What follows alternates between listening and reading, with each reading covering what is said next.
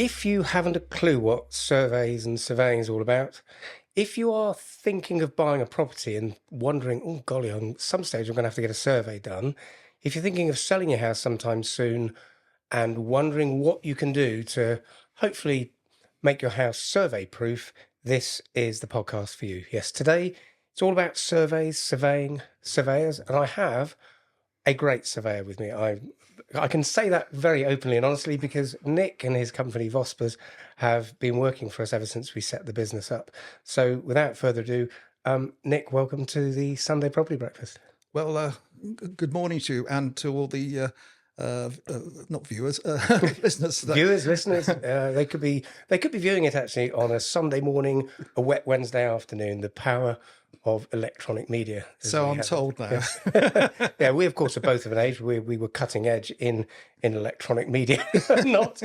We're going to dig into the world of surveying, whatever that may bring about, which could be interesting because, as always, we think of questions, but I never like the answers because then I can respond. But probably just a good idea to outline why you're sat in my expert chair this week. Yes. Okay. Well, it's if you're listening to me, you probably won't notice it, but if you're watching me, you'll probably see there's a fair amount of grey hair on the top of my head, and that's probably indicative of the fact that I've been qualified as a chartered surveyor for just over 45 years now. So I dare say it's we've seen an awful lot happen in that period of time, and I'm sure we will talk about some of the more topical matters now. But during that period of time, I've been able to work in very many facets of surveying. Started off as a residential surveyor, moved over to the commercial side, developed from there into various specialised areas like rating and other bits and pieces like that. And then just before the great financial crash in around 2006, I wasn't happy with the large operation I was with at the time, so set up Vospers, which was probably the right thing to do because at least during those very early years, very difficult financial times, at least we had some idea of what was going to happen as opposed to really not expecting. There was a job that you could see the writing on the wall, so to speak. Yes, I think from my point of view, the particular operation I was with at the time was heralding itself as being the king of the tertiary lending sector, and painful. I know. I worked for a developer at that time, and we had it was an Irish development company. Oh, I see. That in itself, probably from a banking point of view, now has a history. Yes. And that some of that lending was didn't have a lot of room for it to go wrong. I will say a little more than that. Probably. I think I know what you're talking about. Yeah. We probably better be limited in those guys. So you're the founder of Vospers. That's right. Yes. Vospers itself is a 300-year-old history. Originally started as a boat builders in Chiswick. No way. Built up to be one of the company was. Eventually bought it by British Aerospace, perhaps in the 1970s, something like that, I believe. But in 2006, British Aerospace decided to get rid of the name, and I happened to be reading the FT on that day, and I bought the name and thought, great, good opportunity, a well-known, certainly Hampshire-based name to set up the business with. And here we are, just on 20 years on from there. Moving forward quite well. We've acquired other businesses since then. We're part of the Goldman Sachs 10,000 small businesses expansion scheme. And one way or another, we're sort of trying to make it work as best we can. And you yourself, only found out earlier today, are actually an expert witness now. My dad did a similar thing within the fire brigade, actually. Oh, really? In his semi-retirement, he became an expert witness. And you're doing the same thing now on... Yes, I think I got, about 6 years ago, I sort of undertook barrister training to move into that sphere of operation. And very, very interesting. I've probably conducted around between 160, I think it's about 170 cases since then, varying from, dare I say it, sort of, the famous one is the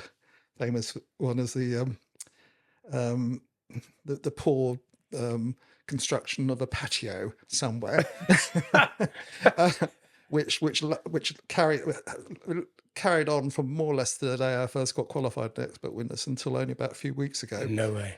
Wow. And incurred a very large six-figure legal fee, but that was perhaps an extreme. But generally speaking, I'm brought in on the valuation or minor building works sort of dispute as such. And I think the important thing from my point of view, representing, I suppose, the consumers, is that underneath all of that wealth of experience and information and grey hair and all the rest of it is just, from my point of view, a really well-run business that I can genuinely say, and if you are a client and weren't happy, tell me, I can genuinely say that every single person who's had a report from you, whatever the sort of property they bought, however new or old and its condition, have totally valued the report they've got back. And we'll talk in a moment about those reports. Otherwise, you wouldn't be sat there if that wasn't the case. That's good to hear. Before we dig into the consumer side of it and what surveys mean, what's going on in your world, the surveying world at the moment? Well,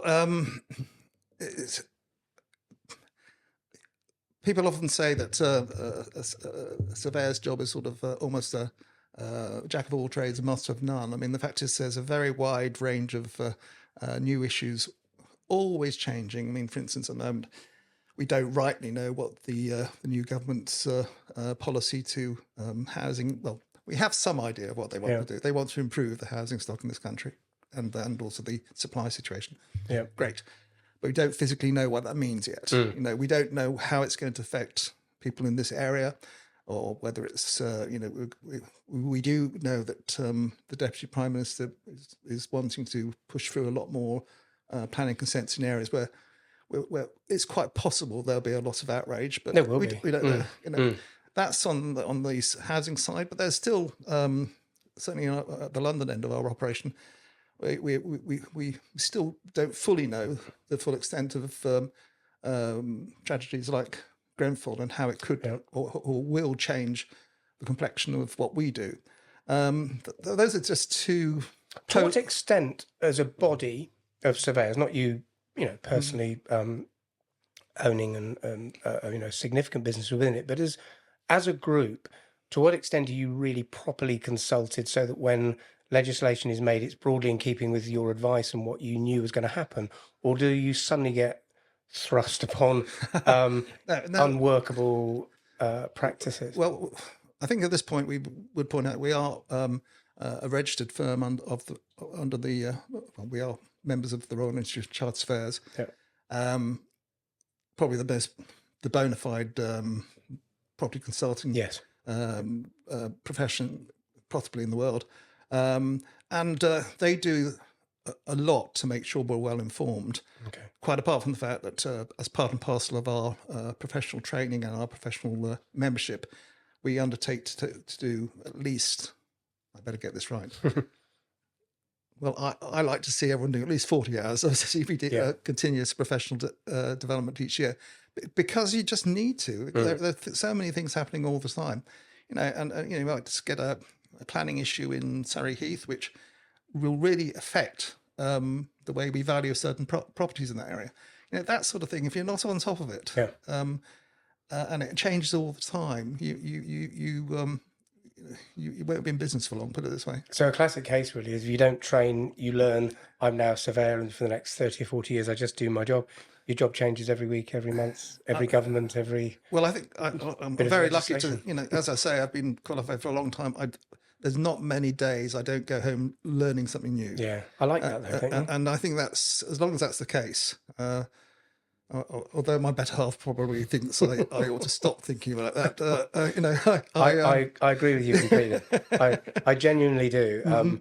It's usually created by problems and issues, but I've said this many times to clients whose sales aren't easy. They actually are the most rewarding at the end of it. The ones that go through without much of a mumble, that's fine. That's great. And thankfully they are, they make up the majority, but the tough ones, the difficult ones, for whatever reason, they are more rewarding. Yes. I within my career, I was actually an investment agent with a West End firm, and it was a very interesting. I suppose that's.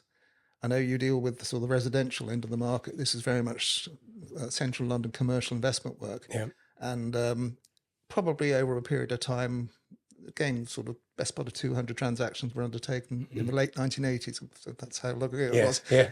And you're quite right. It's you learn something new from every one of those transactions, and I'm sure that's the case with where You you went are to Stratton now. Parker, were you? No, I was at Chesterton's. Okay, because I was at Stratton Parker in the late 90s, early noughties. Very much on the residential land and new homes side. Very well. I knew them very, very well. Part of the same thing, yeah. So back to the consumer side of things, I thought rather than just say these are the types of survey you can do, which make it very formulaic. And I would always point out within these podcasts, this is not an A to Z of surveying in the same way that we've done podcasts on downsizing and decluttering.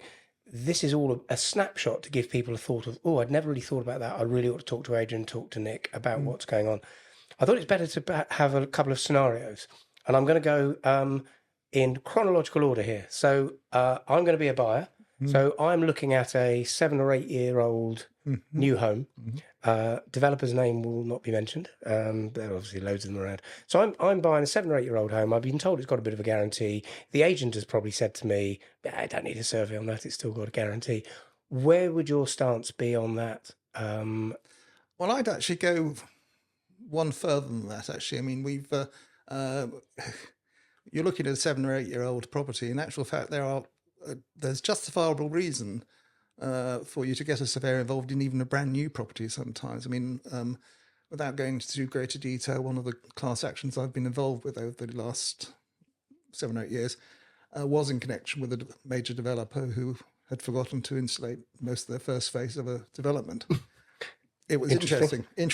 I cannot say any more than that anymore. Yes. But at the end of the day, we know where that development is. We know that for the future. Yes. But that's just one case in point. I mean, we have done quite a few, as you might say, snagging lists. Yes. Probably sometimes is that where you would see, and again, I don't want to quote fees here and everything, but in the scheme of how much you're paying for this property, which is for most people their biggest single investment, the roof over their family's head. The way you would look at it is just for a little bit more expense when you're buying, you get something that tells you more about your property and would pick up a major issue if there was. I think that's true. I mean, it's not across the board. I mean, dare I say it, we're fairly lucky in that, as a team, we've got a good idea of the quality of builders and what can go wrong. So we do sort of tend to give advice as to where we think you might have to do something, where you don't need to. And case in point recently was an individual development, very pleasant on the face of it, very pleasant development, not very far from Farnham, where when we really got down to doing the snagging list on this particular property, there was about sort of 30 or 40 bits which had to be dealt with. Plus, also, we highlighted an aspect of the potential access to the property, which when the lawyers got into it, they suddenly realised they couldn't let the buyer buy the property. So I mean, that's a sort of the way we look at it. Yeah. We sort of. Sometimes we can say, you're fine, these people are good, no problem, we don't need to do anything for you. Other times we can probably say we think you ought to do it. And with your local knowledge, without saying that you've got a complete encyclopedic knowledge of every development, if we came to you with a 7-year-old house on that particular development, you'd probably instinctively know there's been a few issues there. I think we really should do, your buyer should do a survey on that one. Or, to be honest, Adrian, we've had a look at a couple of those and they've been absolutely fine. Probably not quite so critical in this instance. Very, very much so. I mean, that's, yes, we can't think of anything off the top of my head, but they could we do have a pretty good idea of what are the running sources, you might say. So the next category I'd say is probably sort of 10 years to 50 years, Yes. which scarily takes in a property in the 1980s. Is it 80s? No, 70s. It takes a property in the 70s, which is pretty scary. Most people would consider that It to be is. modern. Yes, I know. What would you... Well, actually, I might just say I've had quite a few young surveyors coming through the business over the last few years, and I was always shocked and stunned to find that one individual turning around to me and saying that a 1985 built property was old, wasn't it? Yeah. And Well, I looked at one the other day, 1930s house. I'm thinking, that is nearly 100 years old. Yes, I know. And yet in a lot of buyers' eyes of my age, they would still tend to think of that as relatively modern, because a lot of the first houses they were buying would have been old Edwardian Victorian houses. Yes. So in that sort of 70s to noughties sort of group, what would be your typical survey that you would be suggesting for a buyer in those circumstances, Well, if there was nothing unusual about the property? Yes, I mean, I think on that sort of property is generally satisfied by what we call a level 2 survey, which we try to sort of make them as comprehensive as we can. I mean, we are aware of some of the big brands who almost work on a sort of standard paragraph only operation, and we're not absolutely certain that gets the client what they really need. We do try to personalise even these sort of reports, and where we know things which might not always be shown up in a level 2, we will probably sort of add a few extra comments, or at an early stage, if we know there are more problems, we will guide people towards a more detailed survey, just because of our own knowledge of an area as such. So if you go down the level 2, which by the way, and that survey, if you see it, that's an awful lot of information in there. It would, to the untrained eye, I would say, well, what is the next level up? And it's only when you see that you realise how much more you can say. So that's a pretty detailed report. If you are doing a level 2 on a property I've given to you, say an 80s property, which we can't, the owner is genuinely not aware of anything problematic. We haven't seen anything. The buyer isn't aware of anything. You go and do a level 2. Would that flag up something more serious on the property that would then require further investigation? Yes, typically? It would do, actually. I mean, I think there are limits to, I mean, the difference between a level 2 and a higher level of a survey, we do physically contain them within our our terms of engagement, because we don't charge so much. We cannot afford to go into great detail, but we can at least give pointers as to where they should be getting more advice. Yes. And or if and it has happened occasionally, if we actually having quoted for a survey, get to the property and suddenly realise we've got a lot more problems here than we think. We generally do try to get back to a client and say, look, we've got to, we recommend we step it up to another level. Okay. Because you really must know about a lot more things which we, haven't taken. And you'd almost do that, what I'd say, mid-report. So as soon as the surveyor goes. We've actually done that on site. Yeah. On a number of occasions. Ultimately, you can't be absolutely precise about what you're quoting for without seeing the property. Having plenty of local knowledge in the region, I mean, we've got a pretty good idea of what we're going to get. But just occasionally we may get it wrong, and you suddenly realise that there's And on ours, we try and in our brief, I know, that's true. In our brief to you, we obviously tell you the factual information, but we then say not aware of anything. Yes. We think the conservatory is a bit leaky. You might need to check the chimney. From my untrained eye, it looks a bit wonky, and there's a smell of damp in bedroom 4. But in the main, we are untrained eyes. I'll come on in a moment about. In fact, I think it's a good time to talk about it. You are bad news for everybody, really, because if I'm the buyer who's been looking, in the areas we cover in Cornwall and in Hampshire, and been trying to find the property, you finally found the one you want. You finally are the chosen buyer in the position because you're in a position to buy it and you've agreed the price. As a buyer, you don't want to hear that there are things that need doing that you haven't seen. And we're very clear with our vendors about this. We always say to them, if a buyer makes an offer, they need to make the offer on what they can reasonably see. So don't come back and say it's single glazed and that there's a few roof tiles missing, there's a bit of damp, because you knew that when you viewed it. And what we do say to our owners, if something else comes up that nobody reasonably could have foreseen, you as an owner are going to need to enter into discussion about this. Yeah. But you've obviously got a buyer not really wanting anything to throw it sideways, and definitely not an owner. Yeah. And as we all know, there are owners who will not tell us about problems they've got. I think we do dig down personally as a business, because you cannot brush it under the carpet. Yes. Even a cash buy, in fact, a cash buy is even more likely probably to engage you.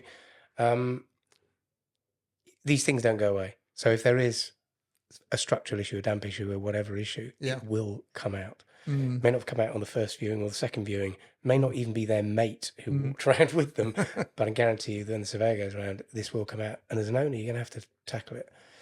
But it's not an easy position for you to be in. Nobody really, in a way. I know. You're not bringing any good news. I am, by the way, going to sugarcoat this, though, because there is a very, very good reason why a buyer should have a survey in longer term, but we'll come on to that in a moment. I think the point is this, that, I mean, there's 2 points I'd make there. Firstly is, I don't know about you, but whenever you buy something, it's always buyer beware in my view. And I think... That's because you're a surveyor, these. Well, certainly within the business, I mean, someone's going to turn around to me after this and they say, "You never said that before to me." But in any case, it is a question of, I think, even if we're only going to reaffirm a client's own view, and I have to admit, in an area like this, or the area we sort of operate in, we have an awful lot of second and third time buyers coming through the system. So they, a lot of people really know what they're doing when they're buying a property. Yes. So generally speaking, an awful lot of what we say to people is just reaffirming what they already know, but they want sort of an objective third party. Just occasionally there'll be an odd, not nasty, but an unusual situation rises up. I mean, that's I think important that people know that. And the second point I was going to say is that it is fair to say, it's very true, working with yourselves, that we very rarely have too many unusual situations arise. But that doesn't go for every agent. And, and I'm not sort of pointing any figure anywhere, but you get there's a huge variety of quality of agents. Not so, I'll be killed. Anybody says, take note of this. There's a huge. I'm going to quote this on our website. I think there is a huge difference in the quality of agent. Although I have to say, within the areas we deal with, generally most of them are. They're all absolutely fine and very professional. Yes, I will edit that bit out. But I know what you're saying. You will get. This comes back to the pushing under the carpet and you only being bad news for everybody involved. I know for a fact, dealing with other properties within a chain, that there are agents who are just, a wing and a prayer, hoping that firstly, hoping that a survey doesn't get done. Yes. And you think, it's eventually going to get done, probably. It's always been, I mean, back in the 1990s, I was heavily involved with the home inspection pack, with, when I think Gordon Brown's government was wanting to remind me. I'd like to come on to that at the end, by the way. Yes, well, it is fair to. I mean, even then, I would just remember sort of heralding the need for having a proper inspection at an early stage, because the old adage was you probably knew more about your car than you would know about your house. At least you'd have a logbook, a service statement, that sort of thing. A lot of people were buying houses then without any of that, and now the need to have a better idea of how the house is put together and where the weaknesses could be. I've always been one to sort of support that. Yeah. Okay, it would be great for surveyors to be able to do a survey of every property, but the truth of the matter is, it just means that everyone's got a very much better idea of what they're buying and what they're putting themselves into. Couldn't agree with you more. And I said we'll come back to that. I think it's the apt time to talk about it. We do home selling workshops. Oh yes, where we talk about all the things that a homeowner can do to prepare to come to the market, usually with the idea of somebody who's a few months ahead of that, so they can actually do the things that are not just repaint, but actually if there are significant things to deal with, because everything you attend to and deal with and pay for, you'll get a reward multiple times when you come to selling your property. And one of the things that I know colleagues from in America do is they do get the pre-surveys and done, because the market there is very different. And I just think it would be such a useful thing in this country to do. Well, yes. I mean, and we don't even have to go that far. I mean, in Scotland, it's a completely different way of doing things. I mean, okay, you don't physically have the selling pack, but you do have a requirement to get your survey done before you make an offer. And so once the offer is made, then it's binding. In fact, and the important thing with that, to me, is that you have this government-regulated surveying company who does them. Doesn't stop a buyer getting their own, dare I say it, more skilled, experienced personal surveyor in to get the report on that property for them, but it just sets that property at a different I mean, level. I think the in terms of buying it. There are set, thinking back to what happened in the 1990s. The bottom line was that there wasn't enough, there weren't enough qualified people in the market to actually service the sector. And is that why it failed? I believe it was. I mean, the fact is, I can believe that, because we're having problems now, sort of finding. So if it was introduced in the next year or so, there'd be a similar issue. I think there'd be a problem. I think, as an aside, I think this is, I'm not going off on a political tangent, but I probably am. Small p. If the last time we had 1.5 million houses built in a year, which is obviously what the political 1.5 in 5, so 300,000 a year. Is that what I'm saying? That's Labour's target, which is actually pretty much matches the Conservative target, but nobody's ever got near it for. Well, the thing is, I mean, I seem to recall. I mean, I thought it was a lot more than that in any case, but I think I'm right. I think in the 5-year expected term, they're going to try and build 1.5 million. Right. But Okay. I don't think we've built 200. Don't quote me on this, anybody from the NHBC or whatever. But I don't think we've built more than 200,000 for a long, long time, let alone 300,000 in 1 year. Well, yeah. I mean, I'm just reflecting back on the last time anything like that sort of volume was done, and that was mainly in the 1970s. Yeah. And it's coming back to your sort of age of property. I mean, 70s buildings are a mine of information. Would you say not the greatest housing stock in the country? Some very good, but others not. Yeah. And it's inevitably with if you are looking at that sort of increase in volume, I question whether the building industries can actually cope with building it. industry in all its guises. Yeah. No, I mean we've already had sort of labour supply problems since the Brexit situation, and I can't see how you could really sort of massively expand that market. Wouldn't disagree. I can see how you could, over a 5-year period, get up to that as a rate. I don't know how you start from 100,000 or so and accelerate to 300 overnight. I don't know through planning and builders and everything else. But quite often people don't listen to old people like me, so. And of course they should. We'll talk about level 2. Then level 3 then presumably starts to come in. The older things become, or the more dilapidated grade listings. We probably a little. I mean, we tend to sort of suggest going down that line when we are getting to the point where we've had extensions put on even quite modern buildings. Interesting. Because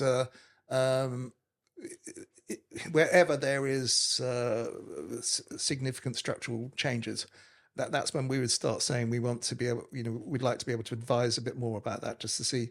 I've just remembered one you did. Oh, have you? Yeah, I have actually, and it was fine. Although in fact it brought up other issues about drainage, which is a separate point. You advised on one in Church Lane in Hartley Whitney for some buyers from Bermuda who are coming into the country, and it was a 50s house, really, really good condition, and the survey subsequently proved that it was, apart from a few things that you're obviously going to pick up, it was in good condition, and the extension was done well.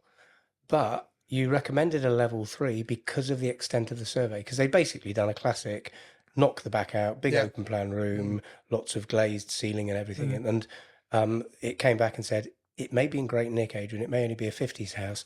We need a level 3 on this because Yeah. of the level I of mean, work that's been done. that is pretty well what we tend to advise. Yeah.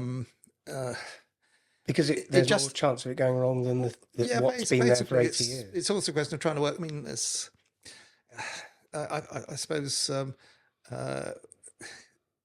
a building has to talk to you, Yes. to be able to sort of tell you what it's done. It sounds, now that's very old fashioned. It's probably something to do by Norfolk Brack there, and but it's true. I mean, you spend, I spend at least 10, 15 minutes time whenever I'm looking at property, just looking at what's happened and working out where it's going, what's problem, where the structures can be.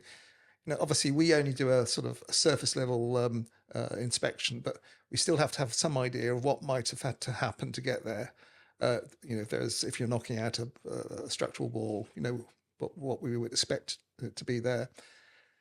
This one had been re-rendered, for example. Yes. And there was cracked render. Yes. And of course that raised, this is me wearing my non-surveying hat. It was the actual building moving, or was it actually just poorly applied render? Thankfully, it was just not very well applied render, and it was just cracking and blowing off the summers we've had, not so much this year, but over the last few years, was it just thermal movement? I mean, pretty hot today, though. Yes, but we forget the fact we've gone through at least 2 or 3 summers over the last 5, I believe, where the ambient heat levels have been so high that it's. I mean, I think I seem to recall about 4 years ago being called out to various properties, and they're all south-facing properties, and people were wondering why these big cracks are occurring. Well, it is only thermal movement. It's called it. It's these are properties which we hadn't surveyed originally. They just they were worried about cracks appearing and such. And, I mean, sorry, that's an aside. That's sort of the nature of the topical type of business this is. You have to be aware of what's going on all the time, really. I wanted to think of one thing right at the end. Having said that you are the masters of doom, and nobody wants to hear your news because it's never good news for anybody other than, oh, thank God the survey's been done and it's all okay. To me, there is. I once had a this came into my head a couple of years ago. A vendor of mine buying. I actually can't remember whether they engaged you or not. That is irrelevant to this point. They said in the course of the sales progression, they said, oh, we're having our survey done, blah, blah, blah. We hope it's bad so that we can knock the price down, which I found a very, very curious thought. Because the way I look at it is the survey is not a stick to beat the vendor's head with. The survey is something, and I've got a business idea here for you, by the way. To me, the survey is, firstly, it's, are the bank happy with it? And as the buyer, are you happy that it's broadly in the condition you want and there's renegotiation has taken place and you're able to buy and you go ahead and buy? But for me, what it is, this comes back to your car analogy. If you bought a second-hand car, 5 years old, with its full service history, somewhere in there, or the main dealer, they'd say to you, oh, by the way, in the next 6 months, you're going to need to do that. In the next 9 months, you're going to need to do that. And that is what your survey provides. It broadly tells you, watch out for that, keep an eye on that. In 5 years' time, you ought to do that.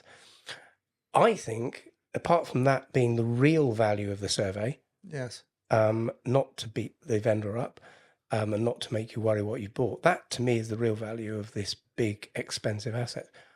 I think there's a business opportunity here, is going back to every buyer a year after completion or survey date, when hopefully they bought it, and saying, shall we have a look at your survey? And have a look at the opportunities that there are for you to make sure you look after this property for the next 20 years. So that you don't just do a new kitchen, but you actually look after that flat roof and the other issues. I agree with you. I mean, I think I've been coming back to my thoughts on the house pack, which we're talking about. I mean, I've certainly it's become more and more apparent to me in recent years. I mean, that with technology as it is, that there must be some way in which things can develop from the survey approach now to being more proactive in the future. I mean, and I mean by that, when we go and do a survey, we're taking a snapshot on a certain date, and that's pretty well it. And okay, we are indicating what all the potentials could be. but there's absolutely no reason at all, especially with blockchain technology and other things like that, that you couldn't almost sort of operate a house file concept whereby firms like surveyors were partners with owners as such, effectively sort of making sure any changes, anything to the property are tabulated all the way along the line, in such a way that when you did come to buy or sell the property, there was already made house file, which was underwritten by a firm of chartered surveyors. Which comes back to your brilliant car book analogy, because again, if you bought this 5-year-old BMW, you don't have to go to the BMW main dealer. There could be a very, very good car repair firm who do it all in keeping with BMW parts and everything else. But there's this log kept of something which, pluck a value out of the air, is going to have a value of, say, 40,000. And yet people don't do it with something that has a value of probably many, many times that. It's curious. Yes, I mean, if a basic house is costing you sort of £340,000, But if you're talking about where we're working, it's more like 600. Very much, it is a situation where, and don't get me wrong, I mean, I have come across very organised households where they supply you with that. Yes. And that's very helpful. But, the 2 points, the first thing, of course, is, if you did something like that, you would have to have some independent verification system. And that's really where the role of the chartered surveyor or the property professional will probably move to. Yes. If that was taken up in the years ahead. I mean, I can start talking about that now because I'm probably, towards the. But that to me is, again, coming back to the positives, I slightly cheekily said that, the negatives of the survey thing, because it isn't always going to be good news. The positives are you get this brilliant report on the health of your house, however good or bad that will be. But importantly, it's future health. Yes. And then I'm just off the top of my head, I'm thinking, well, if you really organise this property, you could then be talking about suggestions for making it more eco-friendly. You could, its suitability for whatever those products may be, whether they be ground source, heat pumps, or solar paneling, whatever it may be. All of these positive things that will take this living and breathing property into the future, retaining its value, making it more valuable at the point at which you need to move. Absolutely. Yeah. We could set up a future business here, I think. Too old to do that. So we could probably probably more suitably share a good bottle of red wine, which, having given up drinking for now 40 days. Oh, yeah. Yes, I've only got a few more to go before the big birthday. A glass of red wine is really, I shouldn't have mentioned that at this time of day. Nick, I think that is a really brilliant little snapshot of a lot of what's going on. I obviously know most of what goes on in the world because we live and breathe in the same world, but there's some interesting thoughts there on where it could go and what it's about and what's happening in your industry. As always with these podcasts, it's to stimulate thought, and I hope that we've just touched on a few subjects that have informed you and have made you think, oh, I really ought to get in touch with Adrian or Nick on that. Thank you for watching, listening to Sunday Property Breakfast. Thank you again for your company, Nick. We'll be back again soon, and thank you again. Bye for now. Thanks for listening to the Sunday Property Breakfast podcast. We hope you've enjoyed this week's episode. Please feel free to share it with anyone you know who you think might benefit from these exclusive market updates. And if you have a question that you'd like us to answer directly, then just email Adrian@Define. That's DFINE.co. See you next week.